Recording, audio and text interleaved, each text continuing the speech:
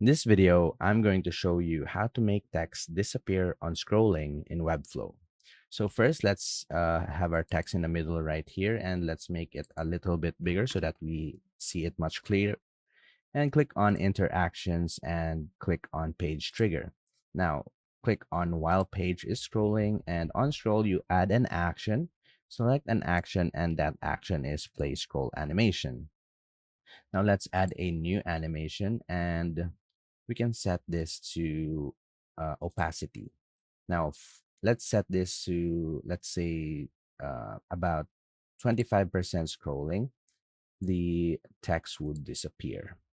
Wait, let's make sure that it is set to the selected element, which is the text block. Let's remove it again and make sure that it is the text block. Now, click on the scroll actions and click on opacity. Now, around 30%, we can set another opacity right here, and it would be 0 here and 100% here. Now let's make sure that this is 0 also here on 100%. And if we click on save and preview our site, you will see that once we scroll our site right here, it disappears on scrolling. And that's about it. That's how to make text disappear on scrolling in Webflow. If you have any questions, please let me know down in the comments and I'll do my best to help you out.